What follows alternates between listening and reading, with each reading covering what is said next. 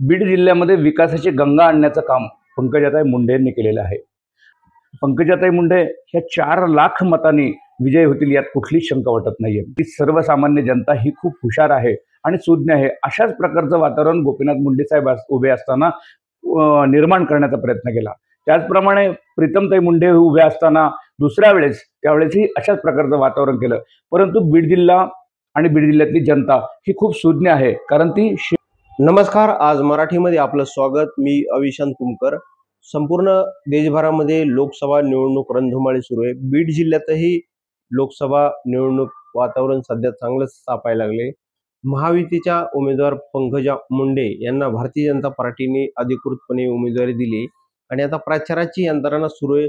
आपल्यासोबत भारतीय जनता पार्टीचे जिल्हा सरचिटणीस शंकर देशमुख आहेत. मागील अनेक वर्षापासून ते भारतीय जनता पार्टीमध्ये अतिशय सक्रियपणे, जेव्हा अडचणीच्या काळात भाजपा असायचा तेव्हा आपल्या खांद्यावर झेंडा घेऊन शंकर देशमुख हे फिरताना आष्टी तालुक्याने पाहिलेले, जिल्ह्याने पाहिलेले.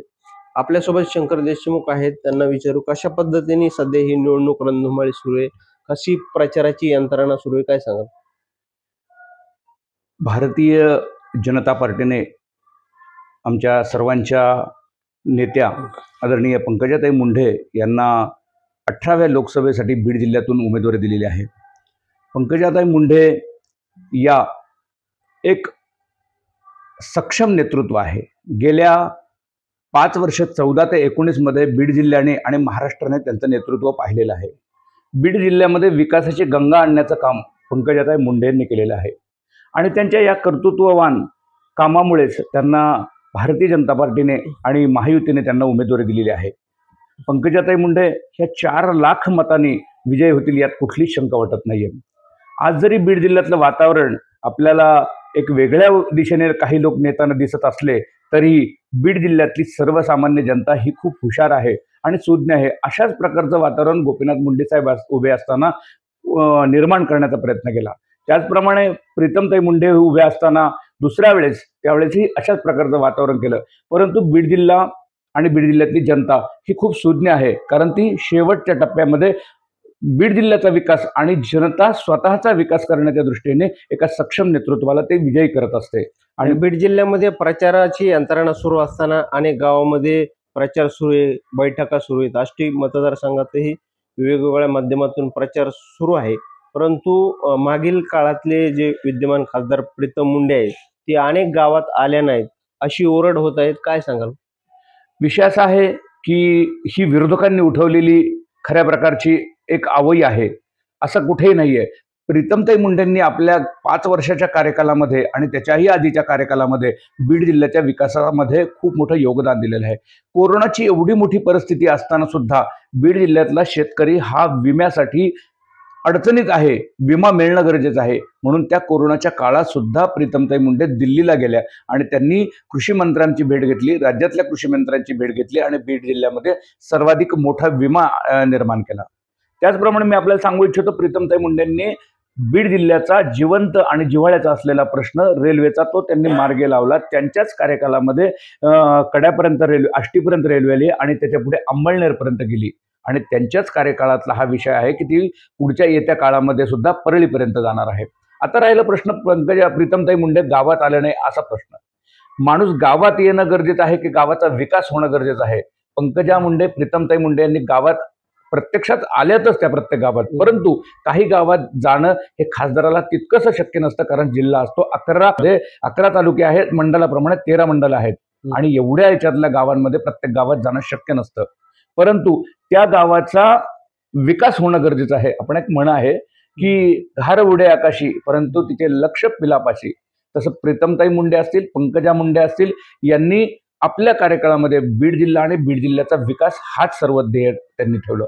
आपल्याला मी एक सांगू इच्छितो, प्रीतमताई मुंडे आणि पंकजाताई मुंडे ग्रामविकास मंत्री असताना प्रत्येक गावाची ग्राम सडक योजनेच्या अंतर्गत प्रत्येक गावाची सडक त्यांनी निर्माण केली. बीड जिल्ह्यामध्ये राष्ट्रीय महामार्गाचं जाळं नितीन गडकरींच्या माध्यमातून त्यांनी निर्माण केलं. आपण पाहिलं असेल 25-15 हा ग्रामविकासच्या अंतर्गत असलेला निधी हा कधीही कुणाला माहिती नव्हता, परंतु आज प्रत्येक घराघरात गावागावात तो पुढाऱ्यांना आणि ग्रामपंचायतच्या सरपंचाला तो ग्रामविकास निधीचा 25-15चा निधी माहीत झाला. याचं कारण पंकजा मुंडे आहेत. आणि म्हणूनच मला असं जनतेला, बीड जिल्ह्याच्या जनतेला विचारायचं वाटतंय की एवढा सक्षम नेतृत्व आपल्याकडे असताना आपण असा काहीतरी चुकीचा विचार करणार आहोत का? तर नाही. आणि बीड जिल्ह्याची जनता ही करत पण नसते. आता भारतीय जनता पार्टीने पंकजा मुंडेंना खासदार म्हणून उभा राहायची इच्छा नसताना अनेक वेळा बैठका झाल्या. पंकजा मुंडेंना केंद्रीय नेतृत्वाने सांगितलं की तुम्ही आता बीड जिल्ह्याच्या खासदार झाल्या पाहिजेत. मागील काही दिवसापूर्वी अशी चर्चा होती की पंकजा मुंडेंना केंद्रात जायचं नाही, राज्यातच राहायचं. परंतु अशा परिस्थितीमध्ये त्यांना तिकीट देण्यात आले. काय सांगाल? पंकजाताई मुंडे या भारतीय जनता पार्टीच्या एक ज्येष्ठ नेत्या आहेत. आणि आमच्या भारतीय जनता पार्टीमध्ये एक गोष्ट अशी आहे, सामान्य कार्यकर्त्यापासून नेत्यांपर्यंत जो पक्षादेश असतो तो सगळे मानतात. आदरणीय पंकजाताईंचा जरी विचार असेल तरी पक्षाने सांगितल्यानंतर त्या एका निष्ठावंत आणि शिलेदार म्हणून त्यांनी पक्षाचा निर्णय तो शिरसा वंद्य केलेला आहे. आणि पंकजाताई आमच्या सर्वांच्या नेत्या आहेत. मोदीजी त्यांना पर्सनली नावाने ओळखतात. मी एका राष्ट्रीय कार्यकारिणीच्या बैठकीत होतो आणि मोदीजी तिथून चालले होते, लांबच होतो, आम्ही लांब होतो, पण पंकजाताई जवळ होत्या. आणि मग त्यांनी तिथून मोठ्या आवाजात म्हणले, किंवा पंकजा कैसी हो. म्हणजे मला असं म्हणायचं की पंकजाताईंचं नेतृत्व हे सक्षम आहे. त्या खासदार झाल्यानंतर पहिल्या 10 मंत्र्यांमध्ये पंकजाताई असतील. आणि ज्यावेळेस एखादा विषय तो जिल्ह्याच्या विकासामध्ये मंत्र्यांकडे घेऊन जातील, गोपीनाथ मुंडेंची मुलगी आणि बीड जिल्ह्याची वाघीण अशा दृष्टीने त्यांचं काम होईल. आणि बीड जिल्ह्याचा पुढच्या येत्या काळामध्ये विकास हा गतिमान असेल, म्हणून पंकजाताईंची आवश्यकता आहे. असा एक प्रश्न विचारावासा वाटतो. एक दुर्दैव आणि एक भविष्यामध्ये एक आनंदाचा क्षण. मुंडे साहेबांचं निधन 3 जूनला झालं होतं. त्यांचा अंत्यसंस्काराचा कार्यक्रम 4 तारखेला पार पडला. ही एक दुःखद घटना होती. आणि आता योगायोगाने लोकसभेचा निकाल 4 जूनला लागणार आहे. त्यानंतर पंकजा मुंडेंना भविष्यामध्ये मंत्रिपद मिळू शकतं का, जर निवडून आल्या तर? पंकजाताई मुंडे मी आता सांगितलं त्याप्रमाणे सक्षम आहेत. आणि त्या निश्चित आदरणीय नरेंद्र मोदीजी त्यांचा विचार करणार आहेत. आदरणीय मुंडे साहेबांचं जे स्वप्न होतं ते स्वप्न पंकजाताईंच्या माध्यमातून पूर्ण होईल याची मी आपल्याला खात्री देतो. आणि पंकजाताईंना पक्षामध्ये चांगल्या प्रकारे न्याय देणार आहेत हेही खात्री देतो मी तुम्हाला. मागील काही दिवसापासून पंकजा मुंडेला मान सन्मान दिला जात नव्हता. अंतर्गत गटबाजी चालू होती. असं सगळं वातावरण असताना कुठेतरी बीड जिल्ह्याचं नेतृत्व संपतंय की काय अशी लोकांमध्ये चर्चा होती. काय वाटतं तुम्हाला? असं नाहीये. पंकजा मुंडेंना भारतीय जनता पार्टीने राष्ट्रीय सचिव केलं होतं. त्याचप्रमाणे मध्य प्रदेश सारख्या एका मोठ्या राज्याचं त्यांना प्रभारी केलेलं होतं. पंकजाताई ह्या सर्वोपरी सर्वांच्या नेत्या आहेत. आणि भारतीय जनता पार्टीमध्ये असं कुठलंही होत नसतं. आणि त्यांच्याकडे मोठमोठ्या जबाबदाऱ्या पक्षाने दिलेल्या होत्या. त्यामुळे असं कुठलाही हा खोटा विरोधकांनी केलेला प्रचार आणि आरोप आहे. एकूणच बीड जिल्ह्याचा आतापर्यंतचा इतिहास बघितला तर स्वर्गीय प्रमोद महाजन, गोपीनाथ मुंडे हे 2 असे नेते होते की केंद्रापर्यंत जाऊ शकले. गावचा नेता केंद्रापर्यंत जाऊ शकतो. आणि आता पंकजा मुंडेंच्या माध्यमातून नेतृत्व होते. धनंजय मुंडे पण नेतृत्व करतायत. काय सांगाल एकूण बीड जिल्ह्याचं सध्या पूर्वीचे जे राजकीय नेते राष्ट्रीय राजकारणापर्यंत होते आणि आताची परिस्थिती काय सांगाल? अगदी खरोखर सांगायचं झालं तरी आज स्वर्गीय प्रमोदजी महाजन आणि गोपीनाथजी मुंडे यांच्यानंतर खरोखर पंकजाताई मुंडे आज केंद्रात सर्वाधिक मोठ्या एक प्रभावी आणि बीड जिल्ह्याचं सक्षम असं नेतृत्व करणाऱ्या नेत्या बीड जिल्ह्यातून जात आहेत.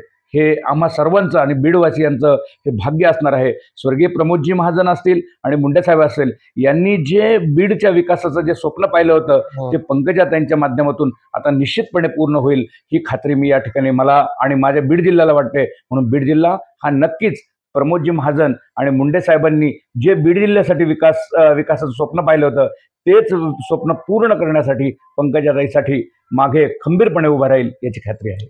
आता आष्टी तालुका हा सर्वाधिक बीड जिल्ह्याचा जो खासदार निवडून येईल त्याला आघाडी देणारा तालुका मागील काही दिवसापासून समजला जातोय.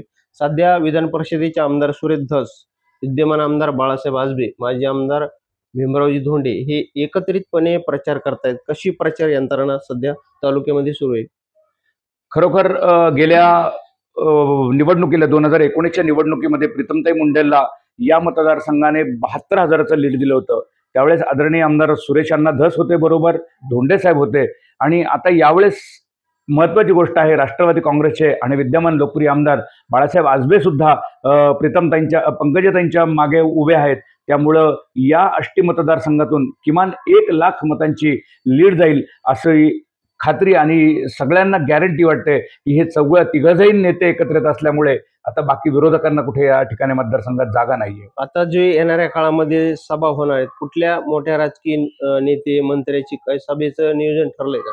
आता सर्वजण गटवाईज अगदी आष्टी तालुक्यातल्या 7 गटांच्या प्रत्येक जण बाळासाहेब आजबे असतील, भीमरावजी धोंडे साहेब असतील, सुरेश अण्णा धस असतील, हे प्रत्येक आपापल्या कार्यकर्त्यांना आता कामाची प्रचाराची कशा प्रकारे यंत्रणा राबवली पाहिजेत याच्या गटवाईज बैठका घेत आहेत. आणि 24 तारखेला आमच्या नेत्या पंकजाताई मुंडे अर्ज भरतील आणि त्यानंतर मग मोठ्या नेत्यांच्या राज्याच्या असतील, केंद्रातले नेते असतील, हे जिल्ह्यामध्ये प्रचाराला येतील आणि त्यावेळेस ती पुढची दिशा ठरेल. गोपीनाथ मुंडेंच्या वेगवेगळ्या कार्यक्रमामध्ये तुम्ही सहभागी व्हायचे आणि मुंडे साहेबाची एखादी काय आठवण आहे का? काय सांगा? खरोखर जर सांगायचं म्हणलं, आज तुम्ही असा प्रश्न विचारलाय की मुंडे साहेबांच्या आठवणी इतक्या आहेत की कोणती आठवण सांगावी आणि कुठली नाही सांगावी.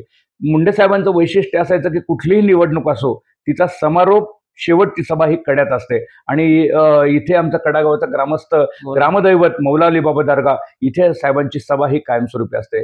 एकदा एक सभेत असं झालं होतं की गडबड काहीतरी चालली होती आणि साहेबांनी त्यावेळेस असा आवाज केला, अरे शंकर जरा तिकडे शांतता ठेव. आणि मग साहेबांनी परत तो शब्द फिरवला, शंकर भोळा आहे परंतु त्याला तिसरा डोळा आहे. म्हणून अविस्मरणीय आठवणी साहेबांच्या आमच्या हृदयात आहेत.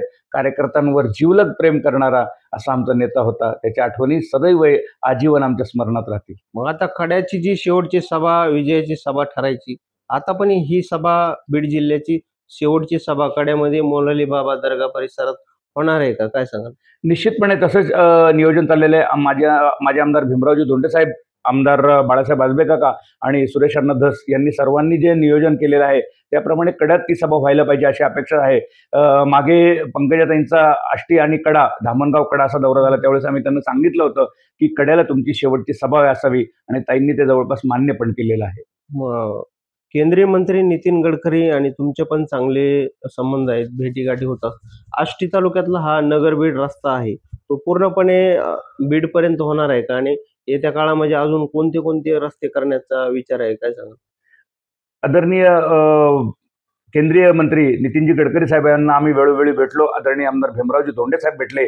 पंकजाताईंनी पण मागणी केली होती. म्हणून नगर बीड रोड हा 671 क्रमांकचा नॅशनल हायवे त्यावेळेस झाला आणि काही कारणास्तव साबरखेड ते आष्टीपर्यंत काम रखडलं होतं. परंतु वेळोवेळी आणि गडकरी साहेबांना भेटल्यामुळे 130 कोटी रुपयाचा निधी त्यावेळेस तिथं मंजूर झाला आणि ते काम कॉन्क्रीटचं आज प्रगतीपथावर आहे.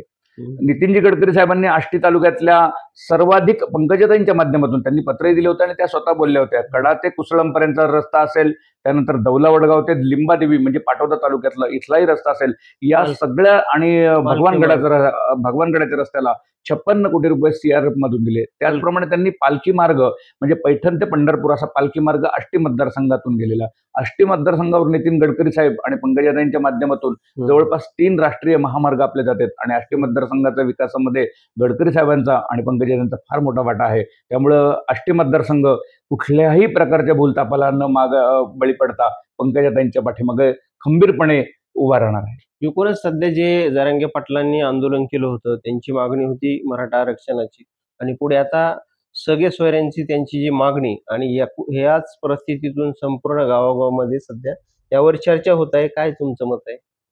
अगदी बरोबर, त्यांची मागणी योग्य आहे. पंकजाताई मुंडे असतील, भीमरावजी धोंडे असतील किंवा सर्व पक्षातल्या लोकांनी सुद्धा या मागणीला पाठिंबा दिला आहे. मराठा समाजाला आरक्षण मिळालं पाहिजे ही आमची सगळ्यांचीच भूमिका आहे. त्यासाठी आम्ही आंदोलन केलेले आहेत. धोंडे साहेबांनी सर्वाधिक सरकारमध्ये असताना सुद्धा त्यांनी पत्र देऊन देवेंद्र फडणवीस यांना सांगितलं, जोपर्यंत मराठा आरक्षण होत नाही तोपर्यंत भरती पण करू नये. असंही झालं होतं. पंकजाताई मुंडेंनी मधल्या काळामध्ये फेटा बांधणार नाही असाही मराठा समाजाला आरक्षण मिळत नाही तोपर्यंत त्यांनी पण घेतला होता. त्यांचाही जाहीर पाठिंबा होता. आता दुसरी गोष्ट अशी आहे की मराठा समाजाला न्याय देण्याचं काम खरोखरी जर म्हटलं तर भारतीय जनता पार्टीच्या सरकारने केलं. मागच्या देवेंद्र फडणवीस सरकारमध्ये त्यावेळेस आरक्षण मंजूर करण्यात आलं, परंतु ते सुप्रीम कोर्टात टिकलं नाही. याचं कारणही आघाडी सरकार होतं. त्यानंतर सारथी नावाची संस्था देवेंद्र फडणवीस सरकारने केली. त्या सारथी संस्थेमधून अनेक लोकांना शिष्यवृत्ती मिळल्या गेली. अण्णासाहेब पाटील महामंडळामध्ये सुद्धा निर्माण केलं. तिथं कितीतरी लोकांना 10 लाख रुपयापर्यंतचं कर्ज मराठा समाजातल्या युवकांना मिळालं.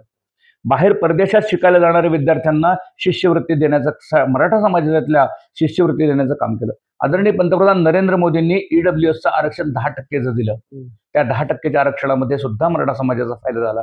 आणि आत्ताच्या एकनाथ शिंदे, देवेंद्र फडणवीस आणि अजितदादा पवार यांच्या सरकारने सुद्धा आरक्षण आता 10%चं मंजूर केलंय. आणि या आरक्षणात नुसतं केलं नाही तर आत्ता जी पोलीस भरती आणि बाकीच्या भरती आहे याच्यामध्ये सुद्धा जागा राखीव केल्यात. मग मला प्रश्न असा विचारायचा आहे, भारतीय जनता पार्टीने आणि सर्वांनी प्रामाणिकपणे प्रयत्न केलेला असताना सुद्धा भारतीय जनता पार्टीला तुम्ही अपराधाच्या कटघऱ्यात का ठेवताय? विनाकारण मग 10% आरक्षण टिकणार नाही असं का सांगितलं जातं? आता हे टिकणार नाही असं म्हटलं जातं, पण ते टिकलंय. 3,000 विद्यार्थ्यांना नोकऱ्यामध्ये घेतलं गेलंय, त्यांना कुठं नोकऱ्यातून काढलं गेलेलं नाहीये.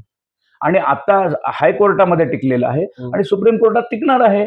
आणि एवढ्यानी काय होत असतं का? जसं आपल्याकडे ग्रामीण भागामध्ये एका जत्रेने देव म्हातारा होत नाही, पण अजून पुढे विधानसभा पण आहे ना. जर तोपर्यंत नाही टिकलं तर तुम्ही तिथेही बळी देऊ शकता आम्हाला. परंतु आता या प्रकारे विनाकारण भारतीय जनता पार्टीलाच फक्त टार्गेट करायचं आणि विरोध करायचा हे योग्य नाही. भारतीय जनता पार्टी न्याय देण्याची मला एक असा प्रश्न विचारायचा वाटतो, यामध्ये इतका प्रश्न टोकाला जात असताना राज्याचे गृहमंत्री देवेंद्र फडणवीस आणि जरांगे पाटील हे समोरासमोर एकदा येऊन जर चर्चा झाली तर यातून मार्ग निघू शकतो, काय वाटतं? हा मोठा प्रश्न आहे, याच्यावर मी काही फार बोलू शकत नाही. परंतु ते सगळेजण प्रामाणिकपणे प्रयत्न करतात. देवेंद्रजी असतील किंवा एकनाथ शिंदे असतील, अजितदादा असतील, हे सगळेजण प्रामाणिक प्रयत्न करतायत. मी सांगितलं ना, ते भेटण्यापेक्षा काम होण्याशी मतलब आहे. आणि हे सगळेजण प्रामाणिकपणे मराठा समाजाला आरक्षण मिळावं, द्यावं यासाठी सगळेजण प्रामाणिक प्रयत्न करतायत. तुम्हाला शेवटी काय सांगावं वाटतं या मुलाखतीचं? मी एकच सांगेल, हात जोडून नम्र विनंती करेल भारतीय जनता पार्टीच्या वतीनं सर्व बीड जिल्ह्यातील सर्व समाजाच्या सर्व बांधवांना की पंकजाताई मुंडे सारखं सक्षम नेतृत्व बीड जिल्ह्यामध्ये विकासाची गंगा आणणारं नेतृत्व आपल्याला परत मिळणार नाही. आणि म्हणून यासाठी आपण खंबीरपणे पंकजाताईंच्या पाठीमागं उभं राहावं हीच मी या निमित्ताने विनंती करेन. हे होते भारतीय जनता पार्टीचे जिल्हा सरचिटणीस शंकर देशमुख. एकूणच भारतीय जनता पार्टीची काय भूमिका आहे, सध्या कशा पद्धतीने प्रचार जिल्ह्यामध्ये सुरू आहे याबाबतची आपली त्यांनी भूमिका मांडली. अविशांत कुमकर, आज मराठी न्यूज, आष्टी, जिल्हा बीड.